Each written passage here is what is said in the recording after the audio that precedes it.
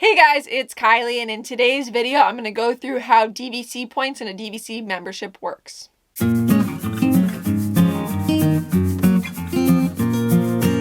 So today I'm going to go through how Disney Vacation Club works and how their point system works.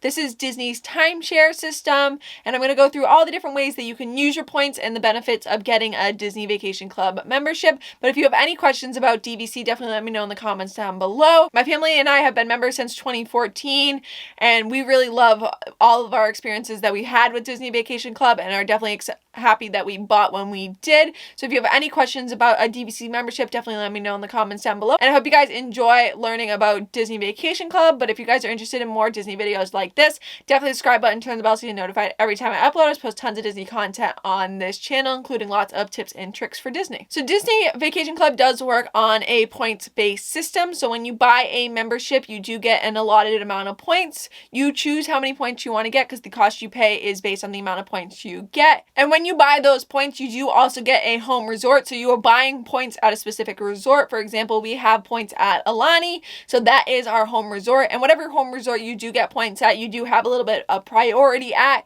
You are able to use your points at an earlier booking window. So you can book rooms 11 months in advance at your home resort and only 7 months in advance at other resorts. So if you really want to book a trip somewhere, it's really helpful to have that home resort priority. So when you get your points, you're going to see your points in 3 different categories. You're going to see points from the previous use year that you can bank, points in your current use year that you can just use, and then points in your next use year that you can borrow. If you want to go on vacation in the 2021 use year, you can bank points that you had left from the 2020 use year, and you can borrow points from the 2022 use year. I will say because of COVID right now, you can only borrow 50% of your points from that next use year, but that still gives you some points to work with if you're trying to book a vacation and you don't have exactly enough points. And another thing to remember is the use years don't match up with the calendar year, so it depends on when you buy. So personally, we have a couple different contracts. We have one that has a September use year and one that has an October use year, just based on the places we bought at. You just have to be aware what use year you're in. So even though it is 2021, because we haven't hit September in 2021 or October in 2021, we are still in the 2020 use year because that's when it started. So you just have to kind of be aware of that to know which points you're using, but the system won't let you book anything with the points you don't have. So if you wanted to book a stay for 1 week in your 2021 use year and it was 400 points, you could take points from the previous year and points from the next year and use those all together. This is a great way if you want to go on one big huge family vacation. You could load up on all your points and save them for a couple years to be able to use them. Another way you can use your points is you can trade the points for RCI points. So you can use them not at Disney hotels and you can trade them to stay anywhere you want. You can even stay at the regular Disney hotels. You don't have to stay at the villas. You can use them that way,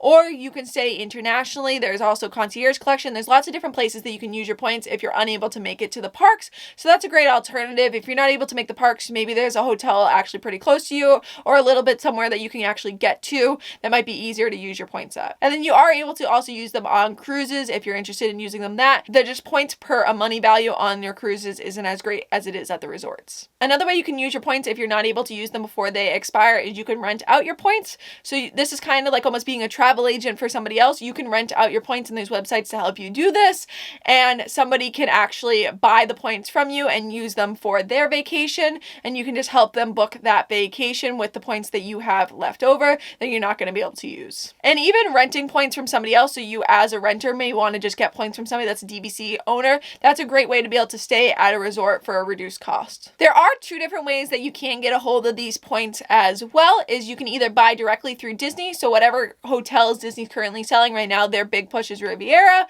you are able to buy contracts directly through Disney, or you can buy them secondhand. Just know that contracts have a 50-year use year based on when they started, so when the resort opened. So if you do buy the points from a reseller, you might not have the same length of contract if you bought them brand new from Disney. The other thing about reselling, Disney's definitely made sure that to be able to get some of the DVC perks, you do have to buy at least some points from them. So you do want to make sure that you understand what you're getting based on the resale versus buying directly through Disney, as there are some perks to be able to, I think you need about 50 points directly from Disney to be able to get some of the extra perks as being a Disney Vacation Club member. And there are a few new restrictions on points that are coming from Riviera, so just be aware of that. There are limits on how you can use those points.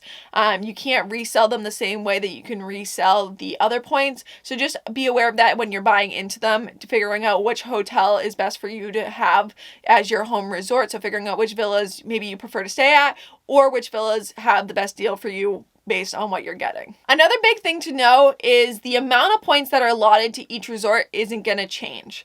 So we'll use Boardwalk, for example, because that's definitely one of my favorites to stay at. The Boardwalk villas have a set number of points that throughout the year, if you want to stay for a whole year, it would cost you. So if you stayed at that hotel for an entire year, there's a set number of points that it would be. I don't know the number off the top of my head, but each year you'll get a new points chart, and all that points chart is showing you is how they're allotting that point. So sometimes even at their hotels, you'll see that they have like magic season, premium season, value season. Like they'll have different seasons based on the number of crowds they expect. So some seasons will be a lot more points, and they do rearrange the way those points are distributed. But if you were to stay for a whole year at one of the resorts, it would be the same amount of points year in, year out. So your points are keeping the same value. The resort's always going to cost you the same amount of points. If you continue to stay, if you went for a whole year, every single year, it would cost you the exact same amount of points, where prices are going to go up at the hotels. The only thing that changes is Christmas week is one that's like always a guarantee that's going to be the highest thing, but there are some weeks depending on shifts and holidays. Easter's a moving holiday, so Easter week is one that